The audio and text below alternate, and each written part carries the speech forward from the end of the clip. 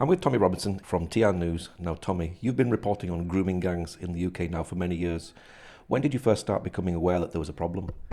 Growing up in Luton as a young boy, 12 or 13 years old, a relative of mine had been a victim of these gangs. She was actually found naked running from Bury Park when she woke up. When she come around in a flat, there was loads of Muslim men with beards who had all been raping her. She was actually taken in by the prostitutes who rang her dad. She ended up becoming hooked on heroin and reliant on the gang. I saw the inability and the unwillingness to deal with it by the police. When the family rang the police, all their answer is she's a drug addict, she's a drug addict. So I'd witnessed that from a young age. I'd seen so many girls I'd grown up with at school being victims to these gangs. And you took this on board as your mission, if you like? My first time was 2004. It was after the Bethlehem school massacre. I watched it, and then 3 weeks after that I organised my first demonstration in Luton Town Centre. I was 21 years old. I called it Ban the Luton Taliban. It was about terrorist and extremist organisations operating in the town. In that leaflet as well, which made it into our newspapers, I just went and dug this newspaper up the other day because I was preparing, I've just given a presentation called The Rape of Britain. So I was showing that here we are in 2004, and in this leaflet I make it clear the Muslim gangs are pimping our children and using drugs as a weapon against them to get them reliant and then prostituting them. So yeah, since 2004, but most people know my activism really started in 2009, which was the start of the English Defence League. Started a nationwide organisation where we travelled the country raising awareness and making a hell of a lot of noise about these issues that have been covered up for 40 years actually. Do you know what I just found? I found a news article from 1975 during my research. From 1975 in Rotherham, and it's a news article about a young girl being taken to court where she was being prostituted, and she talks about Pakistani men and using a cafe in Rotherham. And in the news article she talks about shillings. One girl got paid however many shillings, which when I'm looking through it and I come across it, I was like, shillings? Rotherham? Like, you could read this newspaper article and Rotherham is the town that everyone knows of in the UK, which had 1,400 victims recently. Yeah? You read this and then you'd think it's a current situation, but this just shows that over 45 years ago, these gangs were operating in Rotherham, and they've been allowed to get away with it across our country. When you started this, did you realise this was countrywide? No, I thought Luton issue, and then when we started a national organisation, we were inundated with families who were desperate, who were pleading for help to raise awareness, to highlight it, telling us of all these problems in their towns and communities. What I've actually done is, I looked at where the English Defence League protested. So, in fact, Andrew Norfolk is a journalist who's given credit for exposing this grooming scandal. I actually dug through videos, and there's a video of him actually stating that he'd known about it and he shelved it 7 years prior. So he knew about it as a journalist, he shelved it 7 years prior, didn't comment on it, but then he saw the emergence of the English Defence League and he decided he had to take it back. So he admits he was forced to report on it. He was forced to look into it because thousands upon thousands of men and women were running through town centres screaming and pleading for help. Have you been able to rescue women out of this lifestyle? So different organisations, to be honest, we focused on highlighting it. I worked with an organisation called SAS, Sikh Awareness Society. They've actually relocated more than 15 girls out of this country. So they have safe houses and they take children. When they're targeted, they take them because they know that they have to take them and move them to a different town or city. Yeah? So they have volunteer families who take the girls in. But he's had to send 15 children to different countries, Canada, America, to get them away from these gangs. The biggest thing that people will struggle to believe or accept, and in fact, when I started talking about this, he's fear-mongering, he's lying. Yeah? Until the Rotherham report, which was the Alexis J report, which actually detailed in black and white from an investigation the depths and the levels of torture against children and the cover-up, the level of the cover-up. Until that, no one believed us, and only then do people think they're right. And this is in every town and city. And for example, in 2007, a young girl was murdered in Manchester, injected with heroin. She was murdered in Manchester. It was 2003. Young girl was murdered in Manchester, because I'm thinking, because there's girls been murdered across our country with these gangs. She was injected with heroin, 15 years old. She told her social workers and that this Muslim male, who was 50 years old, who the council allowed to come and see her in her house, he was prostituting her and raping her. and injecting her with heroin. She died. Police investigation starts. They identify 96 men involved in these gangs, 46 victims. Yeah, they get it ready for court. The top police officer just completely shuts the case down, just closes the case. Here's reward with a CBE 3 months later. This cover-up, the level of this cover-up, it sounds so unbelievable. That's why I've just done this presentation, to detail it, to show what's been going on in every town and city. And it's not a mistake. You've got the cover-up in Manchester, the cover-up in Telford, the cover-up in Birmingham, the cover-up in Rotherham, cover-up in Rochdale, cover-up in Oxford. And in all of these cases, we understand that social services were aware, police were aware, councils were aware, everyone was aware that this was happening. None of them done anything. We either find out it's due to political correctness or fear of being branded racist. We hear all these reasons. Now, this isn't individual councils making mistakes. This is a nationwide, establishment-led cover-up, completely, where they've sacrificed our daughters for political correctness, for their utopia, multicultural dream for a nation, which doesn't work. How did that make you feel, not being listened to? Well, it's more than not being listened. Do you know what? And I'll say that I cannot speak highly enough. You know, we just met these lads. We just met. They meet grooming victims every week. When I started travelling in the English Defence League, Blackburn, I'll tell you Blackburn. I went up to Blackburn. I stayed with a family who I was in contact with. Their 13-year-old daughter was a victim of one of these gangs. And when you sit there and you hear the detail of what's happening, they become more than a statistic. Or when you hear a figure, you hear 1,400 girls, yeah? No one really thinks about the 1,400 girls, or the mum and dad, or the uncles, the aunties, the brothers, the sisters, and what they've witnessed and what they've seen. So I went out to Blackburn, I stayed with a family, and they are horror stories. And then to try and understand, I've got 2 daughters, to try and think what they're going through and seeing the pain. It's very different to reading it. Yeah? Seeing visible pain in these people, reliving the horror stories of what's happened to their daughters. She had an 18-year-old brother, that girl, and he's there. And the next day, the English Defence League had a demonstration. I've heard all these stories all night. The next day, we have a demonstration. There's trouble between our supporters and police. I'm told I go down to the front to calm everyone down. Who's at the front? Basically fighting with the police. Her brother. Her 18-year-old brother. And who am I where there's been such police failures, when the police have actually facilitated and allowed it? You have to understand that anger. It's like that's justified anger. Yeah. His sister's been failed. His mum and dad have been failed. They've been failed, not just failed, but they've actually accommodated these gangs. They've actually allowed it. How were you treated by other members of the press because of your reporting? Oh, the press. The press have built me up into public enemy. They've encouraged attack. They're basically the portrayal of me. They've portrayed me as a Nazi. I've been portrayed as a Nazi. They've been called an extremist. I've been lied about. In fact, I'll send you a speech I give recently in Denmark in their parliament. Well, I took 10 stories. So let me show you this. I took 10 stories where, say for example, the Times journalist called me a woman beater in the Times newspaper. We're not talking about the Daily Star or the Sun. We're talking about the Times newspaper, probably read by Barack Obama, President Trump. That's the newspaper of choice, yeah? It's a really accredited news story. They called me a woman beater. They deleted it, okay? It's a total lie. So the media, since that day dot, and that's because the media have got dirty hands in this as well. The media have all known about these gangs. None of them report it. Yeah. None of them. Are the media now starting to be exposed? Because there's been many times where the media have lied about you and it's actually been proven that they actually lied. The media have been totally exposed in the last 48 hours over this issue of my daughter at Centre Parks. Everyone, 5 million people have watched the video seeing that, hold on, my daughter was sexually abused. That's not me saying it, it's my 8-year-old daughter. She's on tape saying it. They're aware the police have then turned up and arrested me, and every newspaper headline that's run with it, every one of them have not even reported the fact that I was arrested in response to a sexual attack on my daughter. They've just said, in fact, they've said Tommy Robinson attacks man in holiday resort. They call the man a victim, the man that sexually assaulted my daughter. But what that's done is millions of people have seen it, and every comment under every newspaper article on every one of them is saying, why are you not telling us the truth? Why are you like, even people that don't like me are saying, hold on a minute, you haven't mentioned the fact that he's been arrested for attacking a paedophile.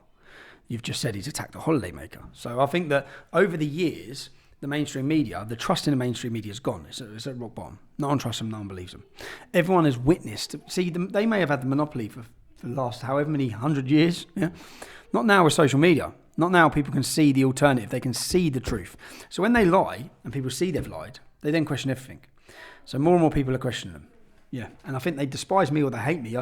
I in 1 month I had 59 million people watch my videos, and I had 172 million people read my tweets. I was the most watched journalist in Europe, possibly one of the most read and watched journalists I'd say in the world. Yeah, for that time period. So they delete me. I'm deleted from absolutely every single social media. I'm banned. They've totally took away any platform I've got through bogus claims of hate speech. We have strict hate speech laws in this country. I've never been arrested under them, ever. The truth and the facts have now become hate speech. That's the problem. 2018, I was deleted from Twitter for stating a fact that 90% of the grooming gang convictions are Muslim men from a population of 2% in the UK. It's a fact. It's not a fact I made, it's a fact. Stating that was deemed as hate speech. That's what I was going to ask you. How would you answer someone that accused you of being racist or Islamophobic?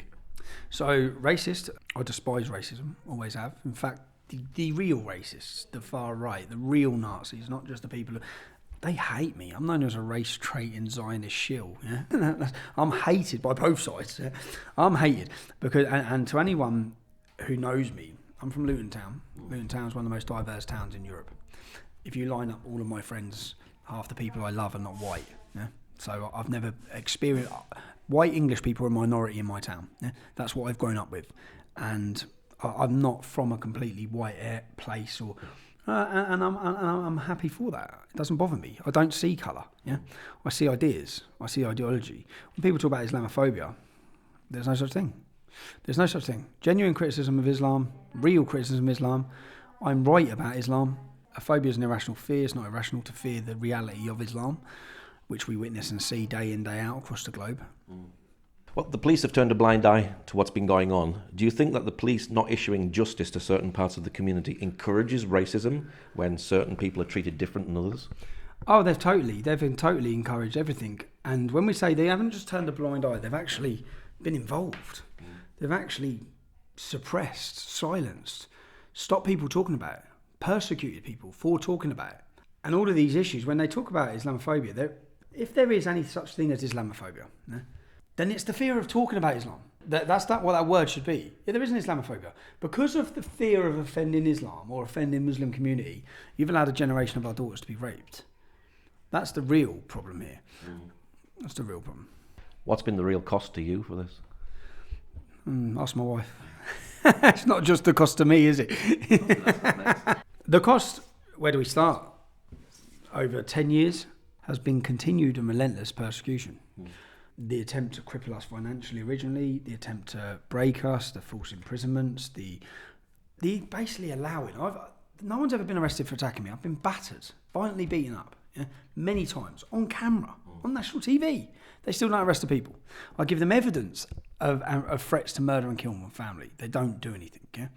So, but it's not just the effect; it's the effect of the trust on the establishment and the system. Because people watch this, so people see it. So people see an unfair playing field.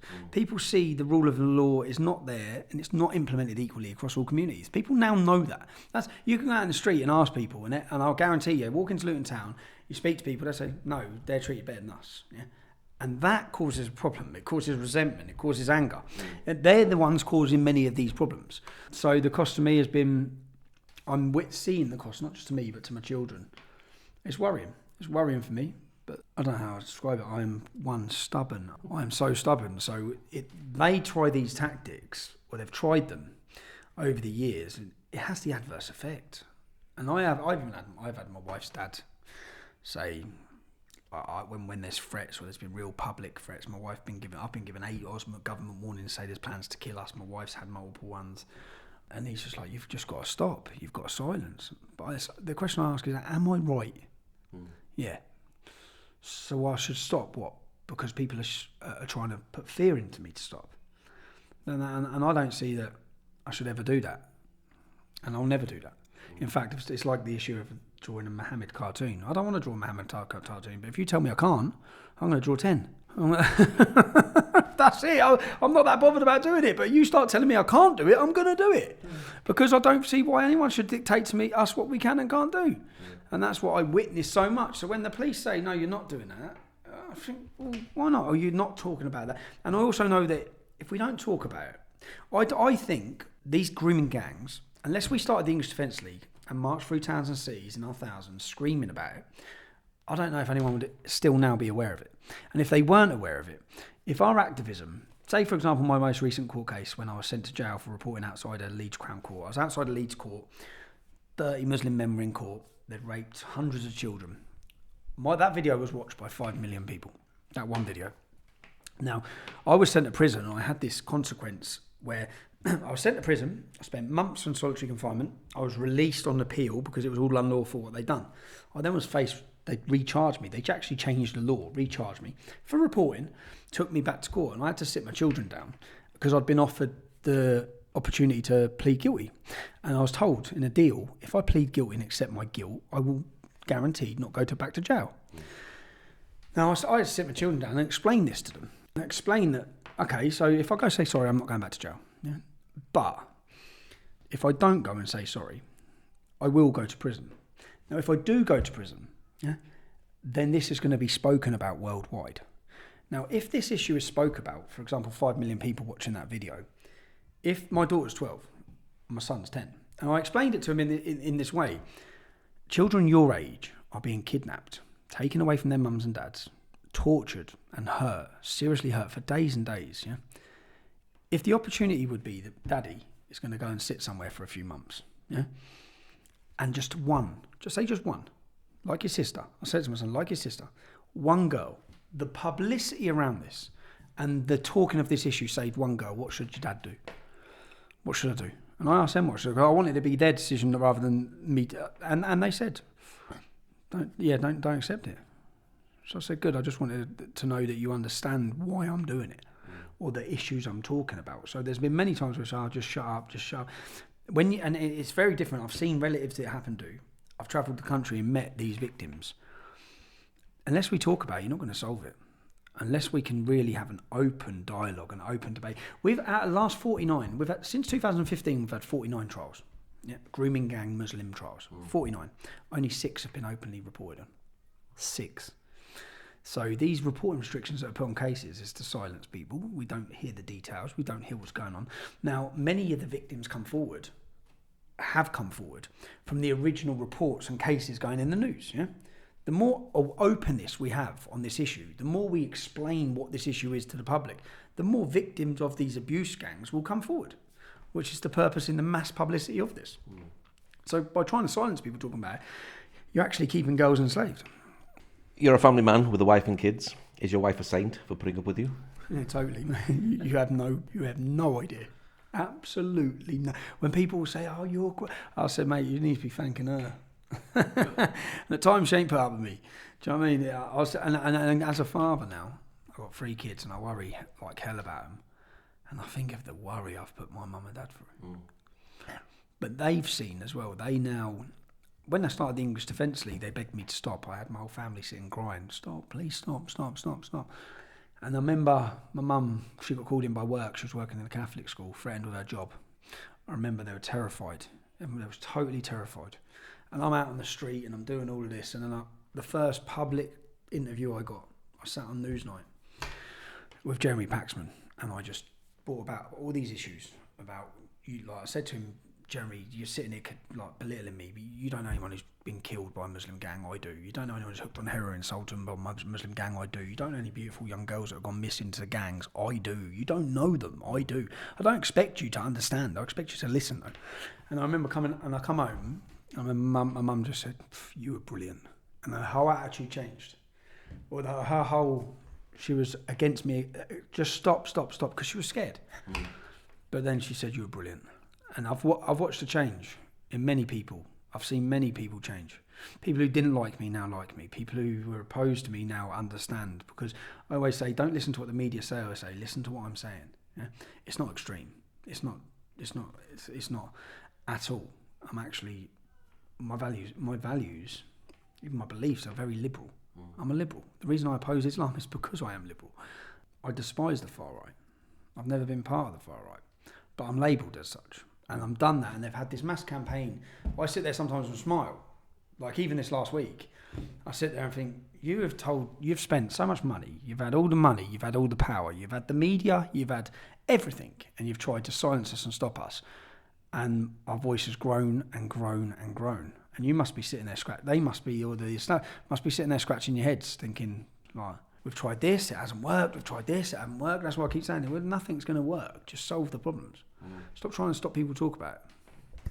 Now you've been in prison. How does that affect you, not seeing your kids and your kids not seeing you every day? So, I'll be honest, I come out of jail. I spent 3 months on solitary confinement. I lived on 1 tin of tuna a day.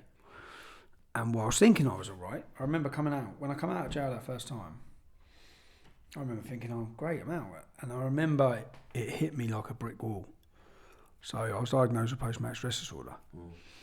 I think the worry, I'll give one example. Whilst I was on solitary confinement, I'm on my own. I was continually thinking I'm going to be killed because I think they moved me from a 7% Muslim population prison to a 35% Muslim population. The biggest Muslim population of any prison in the country is in HMP Onley, and they moved me there. So when that happens, I think, why would you do this? Yeah? So I was obviously panicking and worrying. I've got a beautiful young family, and then they come into my cell and say, "Where's your wife?" I'll say, "I've been sat in this room. I don't know where my wife is." What they'd done is, the only time they got me out of the cell was between 12:30 and 1:30 to use a shower, and that's when I got my phone call. My wife worked in a school. So I couldn't even ring home. I couldn't speak to my family. "Where's your wife?" I said, "Why?" I said, "There's intelligence that there's going to be an acid attack against her." And then they shut the door. Yeah. That will fry a man's head, trust me. And then I can't use the phone. And I'm panicked. And then I even question, is there a threat against her? Or are you just messing with my head? So I think all of the stress or the pressure of that, of my kids and worry, and then I got released from prison, and to go from not seeing anyone, it may sound so stupid. When I got diagnosed with post-traumatic stress disorder, I think how weak and pathetic. People get that from war. I just sat in a bloody room. Sounds weird, but I mean it was weird, and it took me. And then I started to try and deal with it, and then it happened again. 12 months later, I'm back in the same situation, sat in a room on my own again. And I said, I think I'm quite good company here, but I'm not that good company to be on my own for months, sat in a box, seeing no one or hearing from no one. So I had a lot of mail, but it is I even said, I just done a talk the other week. I said, I'm only now starting to feel myself, which is mad, because I come out of jail and I wanted to go and try and do normal stuff. And I tried to take my children out to a Luton football match. Mate, I just went home. I got on the train and I just was panicked. I deal with things quite well. Yeah, people threaten to kill me for years. I don't care. Not as I don't care. I do care. I've got over that original fear, but here you've had an effect on me, and I know you've purposely done that.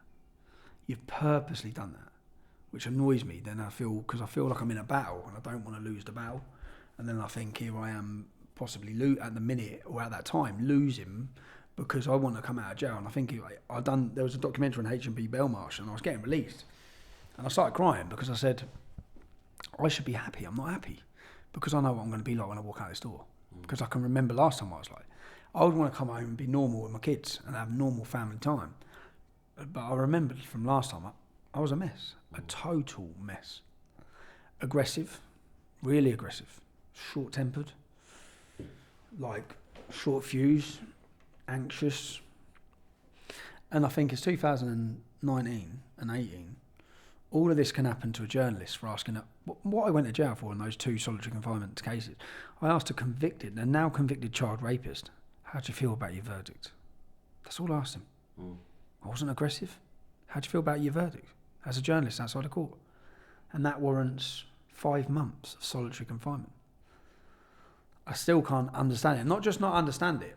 In the first case, which was deemed unlawful, deemed unfair at the appeal, I was not even asked if I was to plead guilty or not guilty.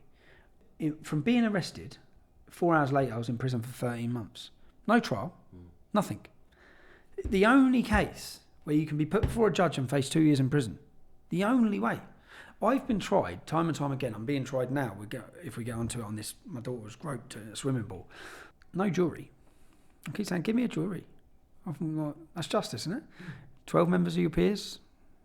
Well, I'm not getting. There's not 12. There's never been the opportunity to have 12 members of my peers. What they do every time is they either, like this most recent one, They arrested me on ABH. Now, if you charge me on ABH, I'll get a jury. So they dropped it to the lowest possible charge, which means you can't have a jury. I'm on common assault. It's a lesser charge, but who's going to decide my fate? What, a judge? As part of your system. Do you think that people should be allowed to criticise any religion or ideology? Totally. Not just criticise it, mock it if they want. In fact, you are allowed to, just not Islam.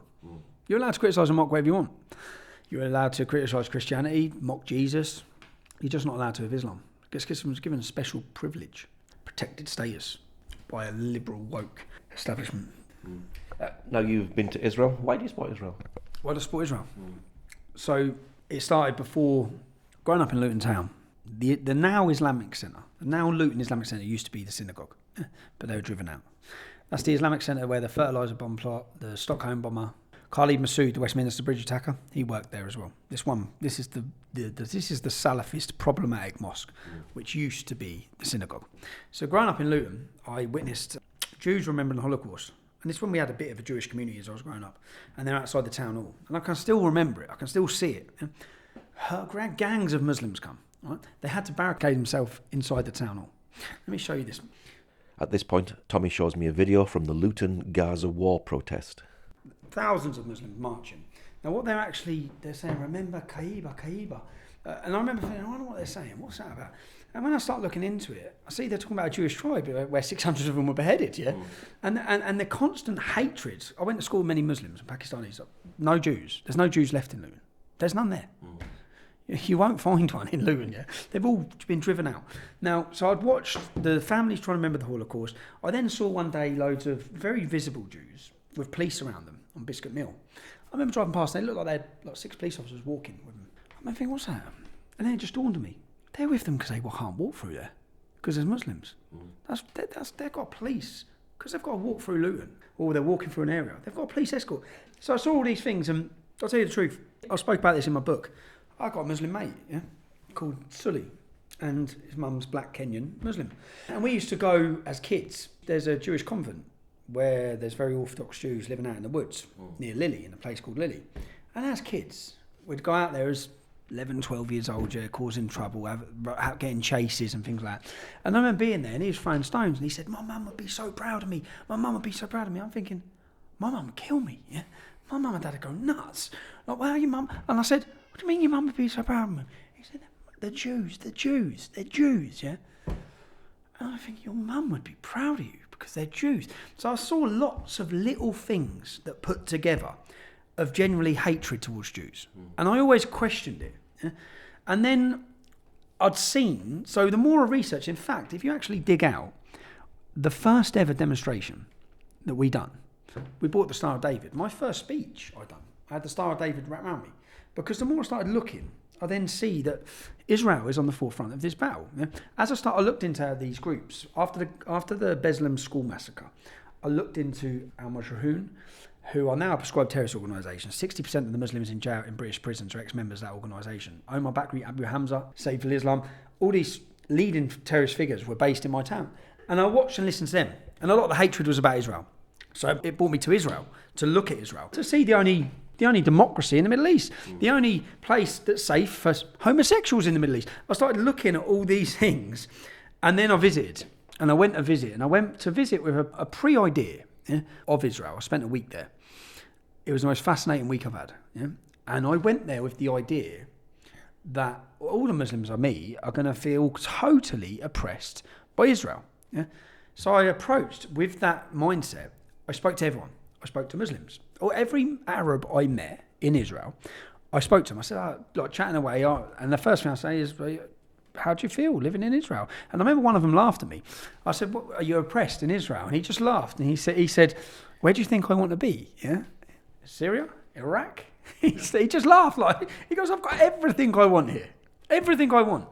I was like, I didn't expect that at all. Yeah? And then I paid money to go with Muslims to a refugee camp. So I went to a refugee camp because I feel I talk about these issues. So I go there and I don't tell the Muslim lads who I am or what I do. I just said I want to take some time and visit the refugee camp. I want to spend a day in there. I want to meet the kids. I want to talk to them. I want to have a look around. So I went around and I videoed all of it. And I kept asking him, okay, and he corrected me. So we're looking at all the murals on the walls of people. I goes, oh, they killed a Jew. He goes, Israeli. And he kept correcting me. I was talking about Jews, and he kept saying Israeli. I said, what do you keep saying Israeli instead of Jew? He goes, it doesn't matter, as long as they're an Israeli. Like, I was like, but that's different. And then I found out that, and I went with my mate Dean. Dean's a family from Jamaica, black lad from Luton. And we hear so much about poverty. Poverty equals extremism. That's what we hear, yeah, in England. Poverty would drive extremism. So here we are in a refugee camp. And I said, where's your park for the kids? And he said, there's no park. I said, there's no park. Where's the football pitch? There's no football pitch. And I was like, so I'm looking at these kids, and do you know what? And I walked around, and I felt so bad for the children. And they're all good kids. And I was having a laugh with them. We actually had a football. We were playing football with the kids. And I said to Dean, then I find out, he told me the Palestinian Authority oppresses them. Yeah? He didn't mention Israel. I kept pushing him. I thought it'd say the Jews, yeah, the Israelis. He didn't. He said the Palestinian Authority, and he said never give money. And it totally threw my head. Never give money to Free Palestine, because it does not come to me. It does not come to us. I'm a 4th generation refugee, and there'll be a 5th and 6th and 7th generation, because they purposely need us here. They need us here, yeah, for this and for this. He goes, the money given goes on weapons, goes on this and everything I thought I knew. It just threw me 360 on what I knew. Then I come out, and then he said about the Palestinian Authority pay money. So if someone comes out of here and kills an Israeli, they then get say like £2,000 a month for the rest of their life. I was like, what? So I looked at Dean, and I talk a lot about these issues, and then I said to my mate, I've got 3 kids. If my 3 kids were in here, yeah, and you give someone a ticket out of it, because that's what that is. It's not a ticket out for you, because you're going to be in jail, but it's a ticket out for your children. I then questioned, I thought this was a total religious issue, but that's not even have to be religious. That no longer has to be about religion. That is like hiring hitmen. You're now paying fighters. You're paying them. And I said to Dean, we both got kids. I said, mate, I'll do anything to get my kids out of here. Now, I'm not saying I'll go and kill someone, but that's what you're dangling in front of them. You're dangling an exit for your family. I just couldn't believe it. I could not believe it. And the more I researched and then found out that the British government pay the Palestinian Authority, so our taxpayers' money actually going to this hiring of murderers to come out of there. I then look, and I said the same to Dean. I said, like, bro, we'd do anything for our kids, wouldn't we? I wouldn't have my kids in here. I'd do anything to get them out of here. And it really changed. It changed a lot of my mind. It didn't change a lot of my mind, but everything I thought I knew, I didn't know. And you know what? The Muslim lad I met there was a lovely kid, 4th generation refugee. I related with him more than anyone I met. Probably because he was more like the people I know from Luton, more similar background, similar attitude as such. But yeah, and I fell in love with Israel. Everything. I had an amazing time. It was beautiful. Wow. The history, everything. Yeah. Moved you? Oh, totally, man. Yeah. I've never had anything like... I've been all over the world. And Dean still says as well, my mate, that's the best trip I've ever had. And I've been everywhere. Because it was fascinating as well. It was fascinating. And then I went to a settlement, what they call legal settlements, yeah, and I stood in it and I looked around and I said, because I wanted to go everywhere. And I met all these people lived off the land. And they'd all built up, and they had a pub in it. They built their own pub, yeah. And I was laughing, we was having a beer. I said, I hear in England that there can be no peace because of this, yeah. And as I looked around, I said, there's nothing in sight. You're in a desert, and they've built beauty in a desert, okay? Take this out, it's nothing. They've built plants, they've built everything. And what's in sight here? What is this? Who is this causing a problem for? Because that's what we hear. So all the things I hear, I wanted to question. And as I went through the trip, yeah, I just said, I hear there can be no peace because of these illegal settlements. I said, this is just people living off the land. And then when you go through the history, they're going back to the land. Yeah. But I don't know. Yeah, and then I understand it's such a complex issue. It's such a complex issue, but I more so understand that a lot of it is about hatred of Jews. A lot of it is about hatred of Jews. It's not even, it's being used. That's what I see anyway. And I see it from everyone generally, the hatred, and not just the hatred, what the scary part is where we're at now in the UK, the education system. The universities are totally promoting it. They're all working together. The alliance with the far left and the Islamist mindset, and that they agree, like they should be, these Marxists and communists should not agree with religion at all. They don't, yeah? Here they are working together against Jews, against Israel. You have a huge support base. How does that make you feel? It makes me carry on. It's fulfilling. It's no matter how down you can be over the time, or worried or concerned, or I've had issues now with my children again recently, not just at Centre Parks, other things going on at schools with them and problems they're facing because of my politics. And I just have to go for a walk down the street or something, and I see the support. I've witnessed the change. I've gone from people wanting to spit on me to generally receive a hero's reception as the years have gone on. I go into any working class community and I'll have people queuing up for photos and shaking my hand. And what I witness is not that, I don't witness people saying, all right, mate. I see them going, come on, mate. And I see the passion and I can see it. So I can see how many people feel silence, because what it's become is like a, this is a voice, yeah? And that's what, so even if over the years, if I felt defeated, and it's a scary thing as well, actually, because in 2018, something, when I went to jail for that Leeds thing, I received sacks of mail. And I sat there and got a bit worried, because I thought, these people are relying on me. As I'm reading it, I'm thinking, no, mate, I'm not the saviour. I'm just a normal working class lad from Luton Town who will make mistakes in life and do things wrong, and that I go through my life doing that. But I'm reading it thinking, people are so reliant, and they see this as their voice, and they feel when they see you suffering, they see you suffering for them. So what's very hard to break is a movement. And what we've managed to do is build a movement. We've built a movement that people feel part of. And that is partially started off as a movement to do with Islam, but that's very much changed. My first 5 years would talk about Islam. That's now become an issue about freedom and freedom of speech. And the biggest problem right now in our country, Islam's a massive problem for us, but we can't even talk about it now. We're seeing big tech censorship, we're seeing the closing down of debate, we're seeing the total attack on free speech, and then people realising, hold on, without free speech, we don't have anything anyway. So it's completely changed, and the support has totally changed as well. Like I'd start off, and my support was from young men willing to battle, willing to be there on the front.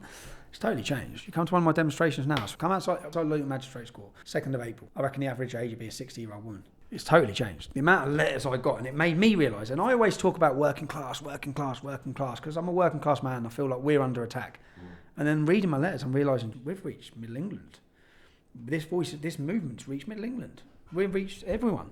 And I realise that from my letters. I might not realise it from when we go on our demonstrations. They might not be coming out on the street. Many of them, some of them are. I have them tell me I'm a middle class. The lady said, I see that. But then in the letters, the education of people, the jobs that they start off telling me who they are, what their job is. I'm a doctor, I'm this, I'm a solicitor, I'm a nurse, I'm this. And I'm realising, wow, this is, and for me it's fulfilling. To see the support and know, do you know what? And it's also, say for example, I walk outside that door tomorrow and I get killed. Yeah? Of course I want to be there with my kids. I also sit here quite comfortable that my family will be looked after. I know that. I know it. And that for me I used to have that worry. So I used to have that worry that, man, I'm going to leave my children with nothing. They're going to be struggling. They're going to be reliant on the state. If my family are reliant on the state, where are the state going to house them? I know where they're going to house them, in the Muslim community. That's the only place. They're going to stick them straight in a council house. So I used to have that fear of what would happen, but now I'm quite comfortable. And I was quite comfortable in jail, in the sense that I see 30,000 people marching, and I'm chuckling to myself, thinking, go on, what are you going to do? What, are you going to kill me in here? Because that's what I thought they went and sent me to jail for, to kill me. I thought, you are going to cause a revolution. And certain moments change the direction of a country. Bloody Ireland changed the direction of Northern Ireland. I sat there in jail thinking, you kill me in here, you're going to change the direction of this country. There needs to become a spark, and who knows what that spark will be, to really awaken the public. And I thought that could have been it, which I was sort of sitting there worried, but also laughing. What's your prayer finally for this country? I just want my 3 children to have a safe, secure future. I want them to enjoy the freedoms and the love that I say we enjoyed, but previous generations enjoyed. And I want men, I say we've become such a selfish nation of people. My friends are all selfish. They don't care. They generally don't care. They think, I'm all right. Yeah, I'm all right. I've got a good job. I've moved out. I'm away from those problems. I'm all right. Well, a lot of people ain't. And I think that when I look in history and you read about, or you watch any documentaries or films and you see what previous British men went through, you see that they were warriors, they were battlers, they were fighters. You see 14-year-old children pretend they were 16 to go run and fight. Yeah, what were they fighting for? Not themselves. They're fighting for something bigger. That was their nation. They're fighting for their country. They're fighting for... And until we, again, start looking at ourselves as a mass community, as protecting a nation, and trust me, I've had this argument with my wife, yeah, when she talks about my kids. And the only way I explain it is, this isn't actually about our kids. This is about every kid. And there's a whole generation of the next generation of English kids. And I think that where we are in history, look, you can sit by and just crack on and be part of the system, or be part of... Or you can try and make a change. And I think I've come 10 years, I've caused a storm for the establishment, and at least I'll be able to say, or my children will be able to say, that I tried. Because I generally think, and that's the other thing I say to my wife, no, I believe this. I generally believe that if we don't change this, we're going to lose this country forever. And when you've got 1,000 years of English history, well, you're going to give it away to a load of cavemen from the Middle East. For what? You're just going to hand it. You're going to, I'll take our freedom. Our whole generation, our forefathers went and battled and fought for us to have freedom. And we don't even know what it's like to not live under freedom. And we're noticing now. But the way it's being done is not like that. It's chip. It's chipping away slowly. Before you know it, you look around, you can't talk, you can't move, you can't say anything. You're living as a slave in a society ruled by... Well, see where the future goes. We'll see who rules it, communist, Marxist or Islam. Or all three of them together, somehow. Okay, Tommy, thank you very much. No, cheers, man. Thanks.